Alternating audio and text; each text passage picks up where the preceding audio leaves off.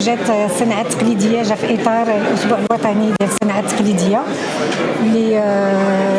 وهذا الشيء كيبين كيفاش بلادنا عرفت تحافظ على التراث ديالها كيفاش الصناع التقليديين ديالنا عرفوا يورثوا المهارات ديالهم من جيل لجيل.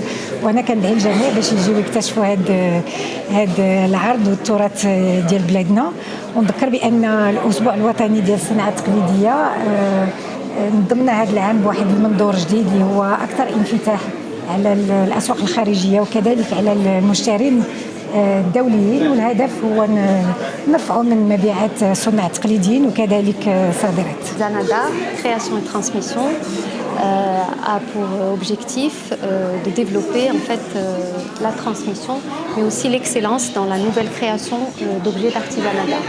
Mais cette exposition traite également des anciens métiers, notamment ceux qui sont en train de se perdre, et met également en valeur certains objets qui sont anciens et qui deviennent des œuvres de collection. Donc en fait, dans cette exposition, on s'est dit que la transmission, elle se fait en fait par les créateurs. Donc on a fait un focus sur les créateurs et on a essayé de faire entrer visiteurs dans le monde du créateur. Donc on a rajouté des cartels spécifiques pour la transmission qui sont établis selon la langue du créateur, celle qu'il a choisie, la transmission telle qu'il l'a donnée. Donc vous allez remarquer que certains sont en français, d'autres en arabe, d'autres en anglais. Donc on a respecté cette sensibilité du créateur pour qu'il fasse passer au mieux son message aux visiteurs. Et on a des codes QR qui permettent aux visiteurs de scanner les codes et d'aller en fait vers le catalogue qui va donner plus d'informations sur le créateur, également sur les œuvres exposées et donner aussi les coordonnées du créateur, par exemple le site, la page Instagram, si le visiteur veut rentrer encore plus dans le monde et découvrir tel ou tel créateur. Et on a mis, comme je vous le disais, en valeur un certain nombre d'anciens objets qui deviennent objets de collection, qui ont été empruntés notamment à la fondation des musées, mais aussi à certains collectionneurs privés. On a mis un focus sur le zlige, parce que la technique de zlige de téton est en train de se perdre. Donc on a un peu fait évoluer l'histoire du zlige, on a présenté le zlige ancien, mais également un zlige nouveau et de nouvelles interprétations du zlige.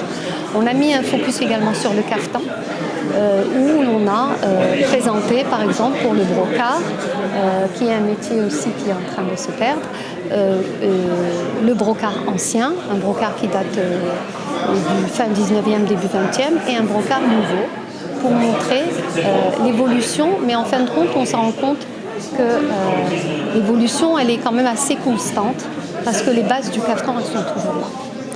Et nous allons également travailler sur différents métiers de l'artisanat, donc autant le cuivre que le bois, le tissage et bien d'autres métiers.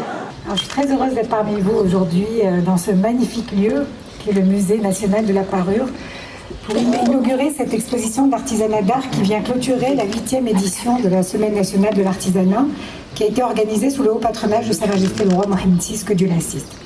Je tiens à remercier à cette occasion la Fondation nationale des musées, notamment mon ami Naïdia Koutbi, pour avoir ouvert les portes de ce magnifique lieu pour notre artisanat national. Ce beau partenariat nous permet de célébrer ensemble la richesse de notre patrimoine artisanal et rendre hommage à nos artisans. Artisanat d'art, création et transmission, telle est la thématique choisie pour cette exposition qui met en lumière la créativité de nos artisans et témoigne des efforts déployés pour la transmission des savoir-faire de génération en génération.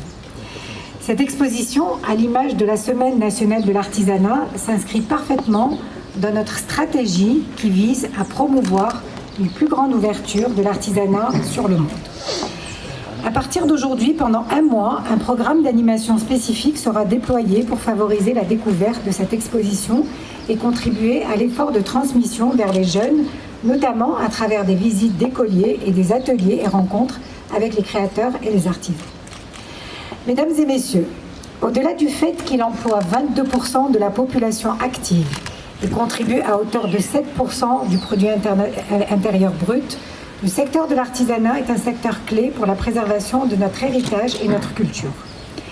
Pour accompagner le développement de cet important secteur, nous nous sommes mobilisés selon une approche participative pour d'une part structurer le secteur et d'autre part améliorer la compétitivité de nos artisans. Par rapport à la structuration du secteur, nous avons accéléré dès la nomination de notre gouvernement la publication des textes d'application de la loi 50-17 qui encadre les 172 activités de l'artisanat et nous avons mis en place le registre national de l'artisanat qui compte aujourd'hui près de 400 000 artisans. Par rapport à l'amélioration de la compétitivité des artisans, nous avons lancé 4 chantiers structurants. Rapidement, le premier chantier, c'est l'accompagnement sur toute la chaîne de valeur à travers la création de centres d'excellence pour le développement des filières. Nous avons lancé les programmes d'accompagnement des exportateurs et des agrégateurs, ainsi que l'accompagnement des acteurs dans leur transition numérique. Le deuxième chantier, c'est l'amélioration de la qualité de la production à travers plusieurs programmes de certification et de labellisation. Le troisième chantier, c'est l'accès au marché à travers une stratégie très agressive que nous menons avec la Maison de l'Artisan, notamment dans les marchés européens et américains.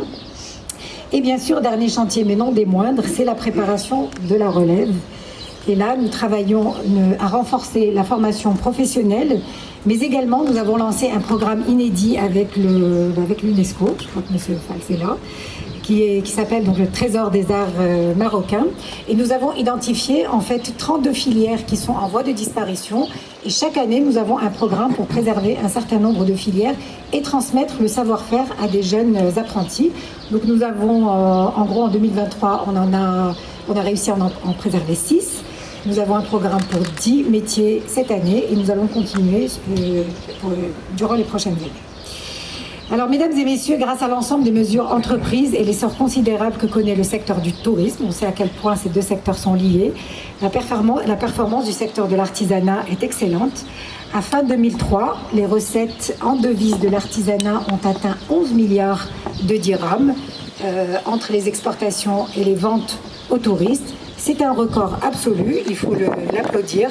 L'artisanat marocain connaît un succès national et international sans précédent.